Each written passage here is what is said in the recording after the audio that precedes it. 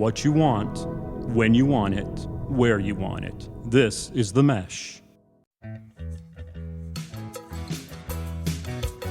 Ladies and gentlemen, welcome to episode 97, volume 6 of A Somber Big Fan. I am Chad East. My man to the right of me is Hank Eimer. And Hank, our town, our wonderful state, our brothers and sisters in Western North Carolina, they are struggling today as we kind of put the pieces together after Hurricane Helene.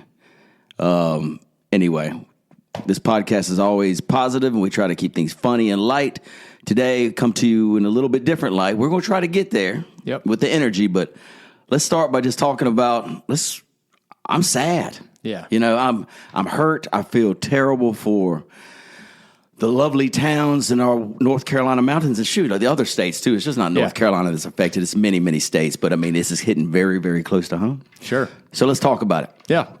Well, I think, the biggest thing is how surprised we were by the storm. I mean, I think there's certainly talk, heavy winds, a lot of rain, maybe trees, some power, but we weren't expecting what happened. And really and truly, we can't complain where we're at, because I think, we all know if what happened in Western North Carolina wouldn't have happened, there would have been people in our town that would have been very upset with being without power for 5 to 8 days. Lost the internet. Yeah. But, I haven't heard anybody complain because they understand. Yes. That this is a very minor inconvenience compared to what is going on west of us. Absolutely. And like you said, these small towns and these, I think that it's just, tough to hear the stories, see the pictures of people's lives destroyed, and that's not even counting loss of life. That's businesses and houses and in memories, which can all be replaced. Lives can. Mm-hmm. And I think that it's pretty somber, because there's part of this great state that will never be the same. Sure. And I think that people are having to make tough decisions like, businesses, will they open, like ski resorts and stuff like that, their income is, and that area's income is but that's not what they're worried about right now. They're worried about finding loved ones and making sure that they have enough food and water and all those things. So it's certainly been eye-opening last week, and I think the rest of the country is now starting to get an idea of the severity of it, and this is where you're starting. I've started, I'm sure you have, of getting phone calls from friends outside of North Carolina that are saying, what in the world is going on? Isn't that wild, too? Like, it did seem, I'm not a big news watcher, but no one realized what was happening or what happened, Right. And they might have, it was like a minute clip or a minute and a half interview, and then they go on to something else. I mean, we're talking about catastrophic stuff. Yeah. Now, the public and the world is seeing, once they see some of these death totals and the pictures of the destruction, they're like, oh my gosh, this is like Katrina level stuff. And so, just like you mentioned, my friends that live in other places, like, what's going on there? Same kind of thing. It's like, almost a week later. Yeah. Isn't that wild? It's wild. I mean, I think that's kind of the big thing now, is because a lot of people are helpers and a lot of people are fixers, and they want to come in and fix. And it's been, Western North Carolina has been destroyed, and they need help with power and food and getting access and communicating. And that's what everybody wants to do. And sometimes that's at the detriment of the general public, because they go up there, they need to be rescued, or they go in there and they, and then they make an issue, or they get stuck, or they might think they're doing a very, very good thing. Right. But in the end, it might not be the best, but if their hearts are in the right place. Absolutely. You know what I mean? And we see it from all our friends. I mean, there's a million text chains. All right, I'm going to be here, load up the truck, or go here. They're going to helicopter the stuff in, which is just fabulous. Awesome. The way the communities are rallying, it is pretty incredible. You know, it's really hard to smile these days. I was talking to my daughter, like, everything just seems a little gloomy and down, and I mean, as well it should. I mean, what's going on, but just to know that the human spirit is still with us. Right. People are wanting to do the right things to help their brothers and sisters. Yeah, and I mean, this is where it's there's going to be donations that people are sending up, like monetary donations and food and water and gas and all that stuff, but also to really, and this is months down the road, we're going to have to travel there, eat in restaurants, right? Like show the support as you putting feet back in Asheville and the small towns. And we always say Asheville and Boone, and it's way more than those. It's Burnsville and all those small towns around there. So I mean, it's going to be really important, really crazy to watch because like I-40, it'll be another year and a half before they get that thing opened up. Right. And, that's the main thoroughfare. Right. And that's so, how we get to Tennessee. Yeah. And so I think that it's going to be really amazing to watch how it really is different. And if you can tell too, and I don't know, and I heard this was going to happen, you can feel a lot more people in Hickory, and they're not, it's not from people coming down from that. It's people coming to help. And it's, it's like National Guard and FEMA and all those people, they're going to start flooding Hickory because it's right at the foothills of what's going on. Yes. And so it's going to be interesting to see how our town kind of grows in population over the next week or so. Probably longer than that. Yeah. Months. Yeah. One interesting thing, and I'll try to put it in perspective because this never happened to me in my life. But, I live kind of near the airport as you do, and I sit out on my deck, and you can see planes come in or whatever. So over the last week, this is no bull. I mean, we counted like 70 aircraft, helicopters. Yep. You can hear them all hours of the day and night, planes. We saw 3 or 4. We were playing tennis, just hitting tennis, getting some exercise, getting out there, getting things off our mind, just passing by, taking supplies and help to the mountains. So I kind of felt it was almost like a war zone. That's what what I mean? To hearing those choppers every minute, like it's just so eerie. Yeah. Feels like Red Dawn, kind of like exactly like Red Dawn. Yeah, like exactly. And I'm sure we're going to have more because when we start getting national help or help from the government, where I'm sure that those helicopters and those that the feet on the ground are going to feel a little bit more like it's it's a real operation, and it should be. I mean, there are people still up there without anything, and completely cut off, and can't call and tell people that they're up there. And I mean, it's very easy to sit down here and be without power, compared to what's going on in there. Yeah. And it's going to be, people are resilient, I feel like, and I feel like there's going to be hopefully 2 years from now, 3 years from now, the citizens of Asheville and the citizens of these small towns will dig out of it, and they'll have that same prideful experience in their towns and cities, and they'll kind of start over. Red Dawn 1 or 2? Like one, bud. One, bud. Come on now. No, have you even watched Red Dawn 2 or whatever? I've never seen 2. Don't watch it. Don't watch it. It's terrible. How many Cobra Chopters do you get? We'll give that half a Cobra Chopter. Yeah. Half a Cobra Chopter. Somebody said, and I wish I could do the quote justice, but they was talking about like put an obstacle in front of me, and I can, it's not. Most people will look at it. What are we going to do? Where other people will look at it. Well, this is the time that we do. We shine. This is I bet you that is a lovely quote when said properly. Oh, it's so good, and I just completely butchered it. But you get the gist. It just feels like everybody's saying, yes, well, this will be our shining time. This won't be looked down upon, and it's going to be a negative part. This will be our time to shine as North Carolinians and mountain folk. We're going to rise together, and we'll get through it. Yeah. So I'll stay on this one more thing. So this really breaks my heart, but like Chimney Rock, and Banner Elk, right? I love these places. Yep. So when I first started working at the Deluxe Printing Company, one of my first accounts was the Chimney Rock, the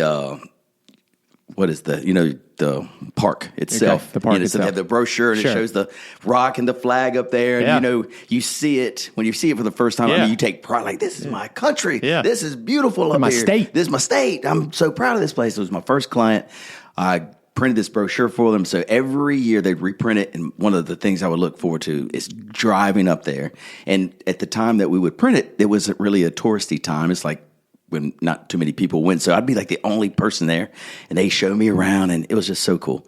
So I take my girls there last year and say, hey, this is like my first client. And we went up, and there was a lot of tourists, and they had built those cool little bars that were right there, that coffee shop. Mm-hmm. There's that little bridge.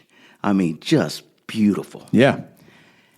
And now it doesn't exist. It's gone. Same thing with kind of Banner Elk. That little village, the little restaurants right there, Sorrento's, Stonewall's restaurant, the little Woolly Worm Festival, all that stuff that was right there. Oh, yeah. It is gone. That part breaks my heart. But I know we're going to rebuild it.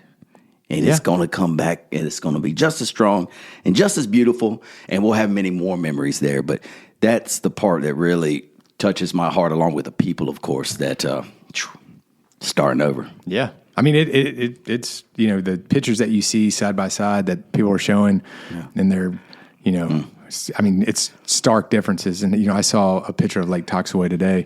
I believe, it's Lake Toxaway, and there's so much debris in there that you couldn't see any water. It looked like just down trees, down trees. And, there's those lakes are gone. Yeah. I mean, to get that out of there is, I mean, they're gone. So, I mean, it's going to change the landscape, but I mean, still, like I said, that the rebuilding is going to start now. And, I just hope that, the stories that come out of this and are going to be people being resilient in these communities. But it's a tough. It's going to be tough for a long time, because there's a lot of the bad thing. There's a lot of lost in lives in this, and so that's going to be. We haven't really even scratched the surface of that yet. I mean, I'm not really looking forward to hearing those numbers, but they're going to be upon us here shortly. The other thing I thought about, and I talked to Lucy Rose. This is right when they had her school called off, which a couple days in Hickory, and now it's 2-hour delay. Hey, thank God. I feel blessed. Yeah. That's we still have a school. We still have a school, right? Yeah. Think about these kids. And I was looking at her right in her eyes. I was like, y'all have had it. The last 5 years for y'all kids. I mean, this has sucked. Yeah. So the kids go through COVID, miss a couple years of school or a year or whatever. Think about the kids that now they're like my niece, freshman at App. Yeah. Now she's going through this. Now she has to come back home from school. Yeah. Miss another however many long. UNC Asheville kids. Well, not go the rest of the semester. They might not even, who knows when they'll go back.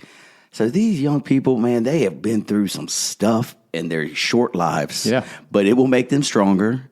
And, I mean, they'll probably think, man, if I can get through that stuff, come on, world. Yeah. I'll get through anything. If I can make it, I've already made it through this. Right. Bring it on. Yeah. So anyway, I my hat's off towards them, and, just keep fighting. They'll get through it.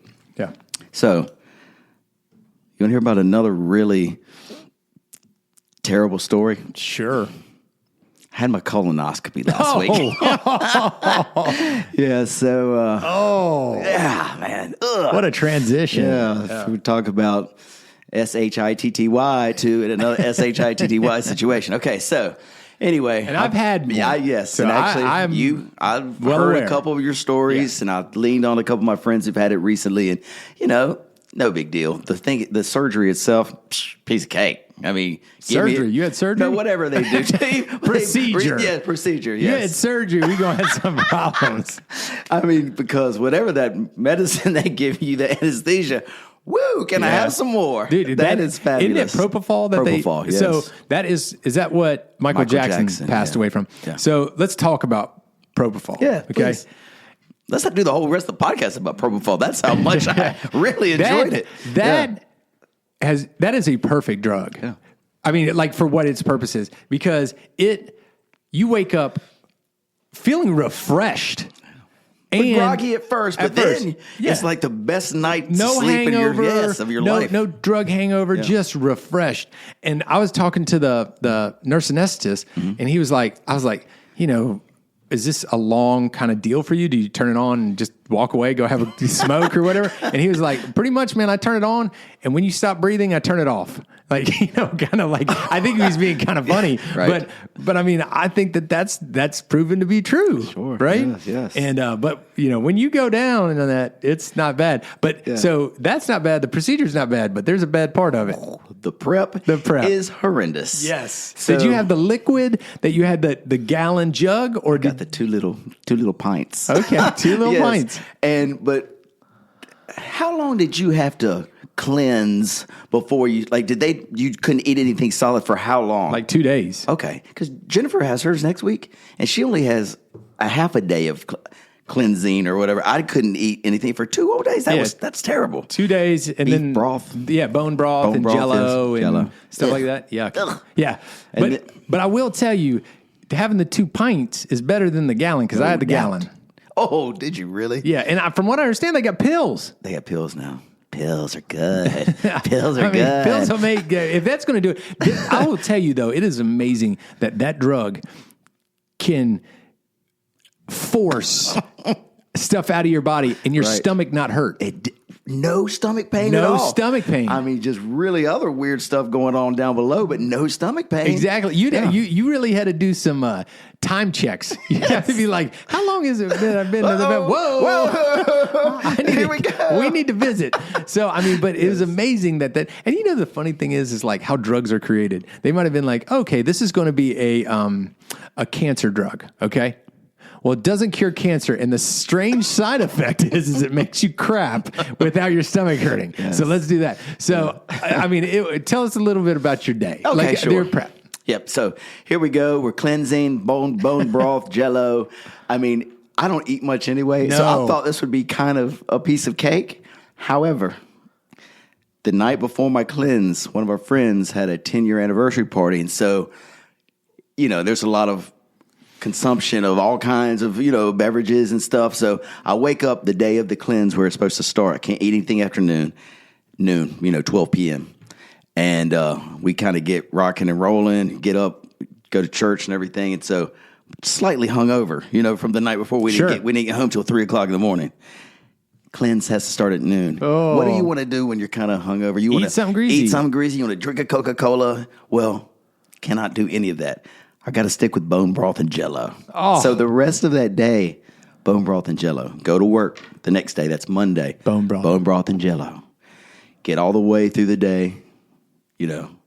First consumption of the medicine. How long before it hits? So we take the first one at 5. I started worrying because no gurgling, nothing's happening to my stomach. And I was like, I don't think, maybe I did. I mean, I did exactly what I was supposed to do, right? And nothing happens. And then maybe 28 minutes after. 28? To the minute, bango. And then it just starts working it's like clockwork. So make it through the first run. I have to take my next medicine, little pint, at 1:30. So I'm not sleeping. Yeah. You don't sleep. You got to wake up. Yeah. So there's no just walk, go right through. That was the one good thing. Monday night football had 2 games that Monday night. So that was good. So watch football, drinking this terribleness, get through it at 1:30. You can't have anything after 3:30. So you got to have the medicine down and no water, anything after 3:30. So I was like, screw it. It's 3:30. I'm just going to stay up. Get to the place, right? 7, check in, 7:30. They come back to the back.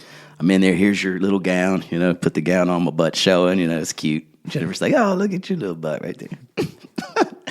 So the doctor or the nurse comes in and was like, got some news. Uh-oh. Your doctor's sick. She's not going to be able to make it in today. And I was like, she said, we might have to reschedule. And I thought, if I have to go through this again like this week, there's no way. Just cancel it. We'll come back next year. Give me a year to kind of recoup from this prep. And we've got this new doctor named the Claw that can do it. Right. And so I was like, ma'am, I don't mean to be rude, but I just went through all the prep. I haven't slept really in two full days, maybe 2 hours. You got a janitor or something that can do this? Exactly. I'm staying here. I'll stay here all day, all night. But let's just get it done today. And she said, we're working on it. So an hour or 2 pass. Another doctor comes in. They're like, we got you. You're going in. So they wheel me in, and then the lady said, the anesthesiologist or whatever, she said, all right, I'm going to count to 5. You're going to feel something kind of metallic-y in your throat. And she was like, that's the medicine. And then next thing you know, you wake up. And I was like, okay. So I roll over, hits that IV. I can see there's a screen. I can see it go drip, drip. And she said 5, 4. And then I woke up. Then you woke up. And I woke up and it was over. Yeah. So amazing. Yeah. Drugs. I think I told you when I went to, so first of all, I had to sit back in that room before I went in for a while, right? Yeah. And so I'm sitting back there. And I might have to go to the bathroom again. Yeah, of course. Did you get up? Of course. Okay, yes. so I had to do that, right? But I get wheeled in there, and my guy was really cool, the nurse that was putting me down. And he was like, so, Mr. Eimer, where do you want to go? I was like, what are you talking about? He was like, space, the beach. Wow. He's like, he's What a trying question. to like, Yes, put love it. it. He was like, I was like, how about I just wake up? How about I just come back in this room? And he was like, oh, you'll come back, bud. And he was like, he did the same thing. And in my mind, I always think it's funny to mess with people, like in this situation, because they do it all day. And, Right. you want to say something funny, and I'm stupid enough to think I'm funny. And so he was like looking at me, and he was like, all right, man, I'm going to start the medicine. Tell me when you can feel it. And I was trying to like fight it a little bit, Really? Yeah, I was like seeing like how hard I could fight it. Yeah. And so I was like fighting it. And he was like, you all right, Mr. Eimer? I was like, you're a good looking man. And he was like, yeah, you're feeling it. And next thing you know, I was asleep. That's great. Yeah. That's And I great. woke up and he was laughing. He was like, man, that was some funny stuff. Cause I barely remember saying it. Yeah. But, So let's think about that. Michael Jackson, that's how he passed away, I guess. Too much of that. But that's how he would go to sleep every night. that's crazy. Is that not wild? That's crazy. Go to sleep every night that way? Could you imagine needing that to go to sleep? Yeah, no Like, kidding. what's going on in your life? Because think about it. Our procedure lasted 30 minutes, and it felt like the medicine went in, and it felt like you were. Do you remember dreaming or anything? Mm-hmm. I vaguely remember when I was coming to, something was going on in my brain, but I can't really remember. So if he went to bed, that means, when you sleep, you realize you're asleep, and that, because you'll wake up and say, okay, and then I'll go back to sleep. With that thing, you're not waking up. So it basically is you take the medicine, and then bang, you wake. It's the next morning you wake up. Yeah, he's like jockeying a nozzle to Right. keep you asleep. To keep you asleep. And then, like, right when he turns it to the left, you wake up. Right. It's crazy, right? And that's every night. Not amazing. It's terrible. But whoever invented that drug, I commend them. Yeah, well, it's a perfect one for what it's used for. It's wonderful. It is. So how often we got to go back? 10 years. You got the 10-year note. Clean bill of health. Atta Yes, boy. absolutely. I guess that happens when you don't eat anything.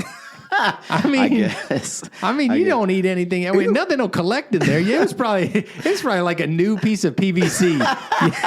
You probably were slick as it came. Hilarious. Yeah. One funny thing is when I did get out, Jennifer was like, what do you want to eat? And I was like, I'm just not hungry. Oh, that doesn't Isn't that surprise weird? me. I was like, shouldn't I be starving? Yeah, I definitely wanted to go eat. Did you? Where'd you go? Of course you did. Where'd you go? Chick-fil-A, I think. Everybody. We talked to Mark Ugerich. He said he went to Chick-fil-A. Yeah. And Will went to Chick-fil-A after theirs. But Yeah, it was Chick-fil-A was the right call. yeah. Yeah, it was the right call. Well, good. Well, anyway, moving away from poop stories. Let's talk a little bit about your favorite sport, and it is baseball playoff time. It is baseball playoff time. And so I'm not a big baseball watcher on television, but when the playoffs come, oh my gosh, it's so exciting. It is exciting. And furthermore, you got the 3, let's say, star athletes, baseball players that, will bring eyes to the television. They're in the playoffs, like Shohei. Yeah. He's in it. He hasn't been in the playoffs before, I don't think, right? It's first time. Eyes will be glued. Oh. You got 50-50 club. Do you understand what the magnitude of that?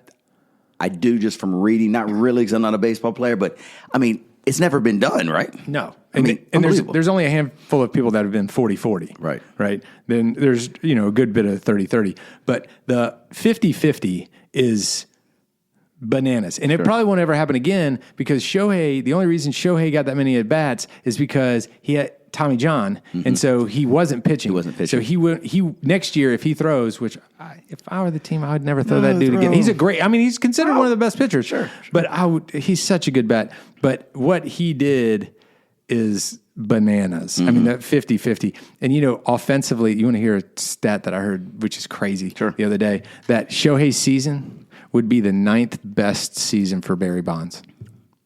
What? How is that possible? Offensively. Okay. Like, I mean, you can't equate the stolen bases. Right. It would be the ninth best season for Barry Bonds. And Barry Bonds will not be ever a Hall of Famer, right? Probably. Well, the thing is I was talking about this the other day with Pete Rose dying. Yeah. Does that make his path to the Hall of Fame I bet they let him in now. any easier? And so if Pete gets in, would that make Barry Bonds' path any easier? Or Mark McGwire's? Circumstances, gambling versus... Which is worse? PDs. That's a good question. I'd think about that for a little bit. Because Pete never bet against his team.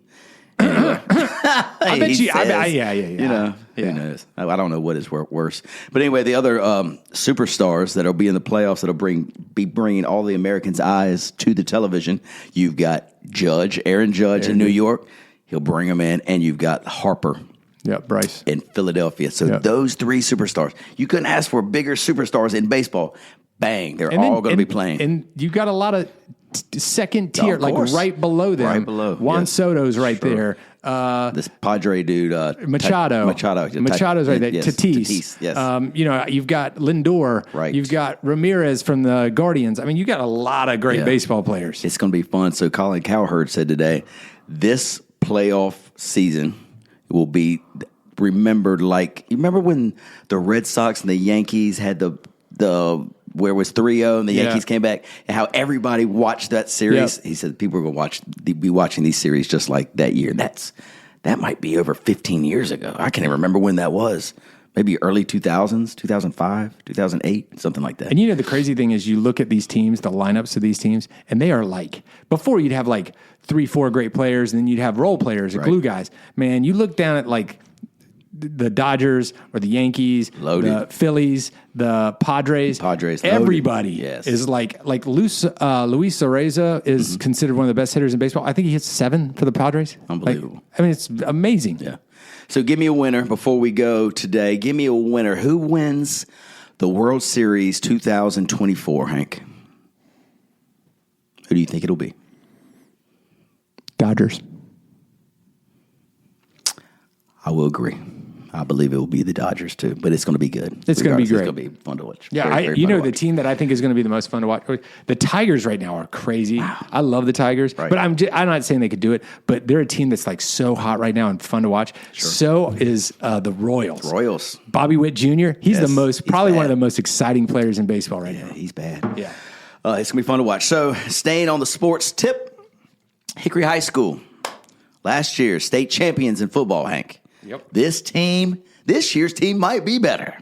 So they had a very against, I guess, supposedly the second best team in the conference last night, North Lincoln, and Hickory High handled business. I didn't see the final. What was the final? It's like 65-28 or something like that. It was like, it was something our producer's pulling out. It was 60 something to 28, I think. Yeah. Here we go. Here comes the score. Up right there, Max Prep. Right there. You go down to the schedule. Go up to the schedule. Up at the top. North Lincoln. That's who we played, right? North Lincoln. No, if you go up to the top, right underneath baseball or basketball, boys basketball, it says schedule. Hit schedule. Oh gosh. Anyway, it was a blowout. So did you go? I did. Okay, so give me kind of. I wasn't there. Give me kind of how. Are we bringing big crowds? Like last year, toward the end, huge crowds. Is it kind of like that? Yeah. There's a big crowd, but you got to think it was on a Wednesday night. True. And so, it did have a little bit of a... 16? No, that's a different one. Yeah, that's Cox Mill. So it did have a big crowd compared to most. And North Lincoln brought a pretty good crowd for them. You could tell Hickory's offense is so good, like right? A college and team. Their defense is good. We had this argument last year. One of the parents of the defensive players got mad. Right. But their offense, to a fault, scores so quickly. And the team, North Lincoln, does this option, this read option, and the problem is they're getting 3 yards at a time, 4 yards at a time, right? We are going down and scoring in 2 minutes. So our defense is out there forever. And so it really is taxing on the defense. And so, I think That's true. I think the real question, and it's not the question mark, but it's the question is, can our defense stop the big teams that we're getting ready to get into? Because last year it did. Right. Our offense stayed the same. Right. Ish. Yeah. Ish. Gotcha. So we know what we have on offense is, can the defense, pull that job? And last night we had a couple of fumbles, which kind of like at the first of the game, which kind of like made it look a little sloppy at the beginning. But we had a number of interceptions. They had a lot of like 3 or 4 fumble losses. Right. Our friend Will, his nephew, Brett had another game. He's got his 5th interception. Wow. He had a fumble recovery. Good for him. So, but everybody played real well. And to watch Stober throw a ball, and especially to Ellis or Jamian, it's a different kind of football, dude. Yeah. I mean, those guys were doing what they wanted when they wanted. Yeah. So it's like a different level. Someone was describing the offense compared to the other offenses in our conference, and it was like, dude, it's just a whole different game. Yeah. They're playing a different game. Yeah. And it's kind of interesting too, because you see this vertical kind of game from Hickory, and they have got a dang bruiser in the backfield. Yes. That just drags people. And so like, Lackey. I love it bad. that they hand it off to him, and he gets a hard 8, Sure. Dragging 4 dudes, and then they don't want that to happen again. So they load the box, Right. and then they just dump it deep. Yes. So they look really good. That's good. Go Hickory High School Red Tornadoes. We are very proud of you. So let's hopefully they keep it up. We're playing St. Stephen's this weekend, I believe, on Saturday. At home. And hopefully it just gets us back in the rhythm, because, I thought high school football couldn't play closer than 5 days. For some reason, I thought that was like you couldn't play more closer than 5 days, but I guess not. And so hopefully after that, it'll get us back on track. And North Lincoln was proved to be probably the the toughest opponent right now. East Lincoln was pretty tough, but St. Stephen's, is always our rival. Yeah. And so, they're going to certainly want to beat up on us, and we're going to be ready for them. And, it'll be an exciting game, I'm sure. Yeah, very good. Yeah.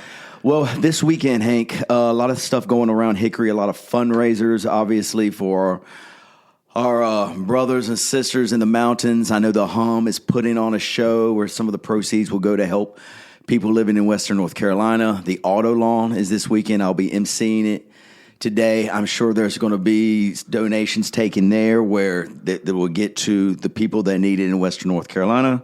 I know that Hickory High does that big 50-50 raffle. That's right. And I don't know where it's at now. I think close to 50. Okay. And they just announced yesterday that % of it is going to Samaritan's Purse. Awesome. So I think you can still get tickets. They've extended it another week. Yep. Yeah, so you can still get tickets up until, really, actually, I think it's up until next Friday. So, get your tickets. I know I've got mine. I'm sure you got yours for really, really, really good calls, and even better calls now that some of the proceeds will go to Samaritan's Purse to help. And we've heard rumors of other things that are going to go on in Western North Carolina, concerts and stuff like that the proceeds are going to, they're hopefully going to raise enough money to help that. So I think all of us have to be conscious enough to be like, hey, we can't solve this in one day. And, I think they're a very smart friend of ours that has a lot of knowledge in this, was talking about, everybody around this event and being knowledgeable in what their area can give. And, they lost a lot of furniture up there. And our area is very furniture heavy. And so, who better than the Hickory community to kind of look within themselves and say, hey, what can we do to help supply things to those people that can get them to their next step? Sure. And that's really smart. Let's use our strengths. Brilliant. And that would certainly be one of ours. Yes, absolutely. Yeah. Like hosiery used to be huge here in Hickory, and it's one of our friends has a great hosiery company. My wife works for them. Well, they donated, just think about it. You don't think about, they need socks. Yeah. Their stuff's soaking wet. Yeah. They need these things. And so they donate just tons and tons of socks, and I'm loading them on a truck right after we get out of here they're going up there tonight with them. So anyway, that's how we can help. Right. Yeah. Right. Hey, you were talking about sports, right? Yeah. I got a question for you. Shoot. And this is not something we give a lot of attention to. Caitlin Clark wins Rookie of the Year. She does. A lot of hate on that girl this year. A lot of hate. I don't watch WNBA. The college basketball national championship was probably the most exciting women's college national championship. And I think more people watched it because of Caitlin, because of Angel Reese. They actually watched the women's game more than the guys' game that year. Right. I don't know if you knew that. Right. They did. It's crazy. Going into the season, a lot of hate on her. She's not that type of player. She isn't that person, right? Breaks all kind of records this year and gets Rookie of the Year. Yes. Right?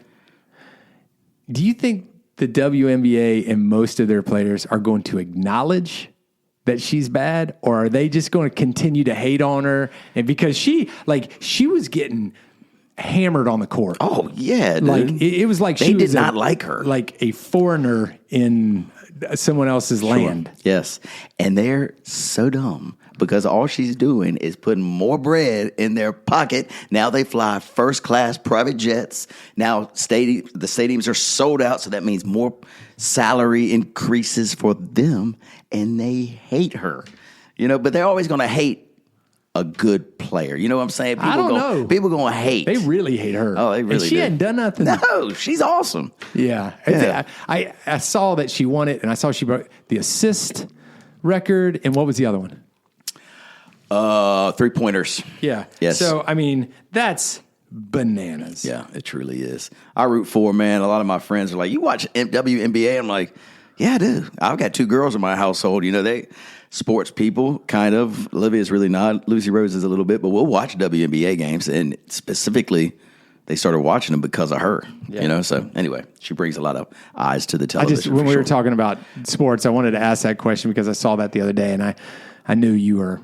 you watch everything and wanted your opinion. Yeah, very good. Well, Hank, what else we got today before we call it a show? It started off on a somber note, but it seems like we have found a little energy and a little enthusiasm and a little light at the end of the tunnel to bring to our listening audience, which is climbing. The audience is getting bigger and greater. Yes. Hank, yes. Anything else you want to talk about before we get out of here today, my friend? No, I think we might have covered it all. Again, our thoughts and prayers are with those people, Western North Carolina, with the volunteers, with our government that's going in there, whether it's state or national. I hope that a plan is put together and they're able to see kind of the first steps to getting out of this. Yes, absolutely. And I'm sure, you guys look online or whatever, there's a million places to bring supplies, your donations, anything to help these fine folks in North Carolina. And as we talked about it before, we will survive. We will get through this all together and we'll become stronger for it. So anyway, thanks for listening today. Hank, have a great weekend. And we'll see you guys in 2 weeks. Peace.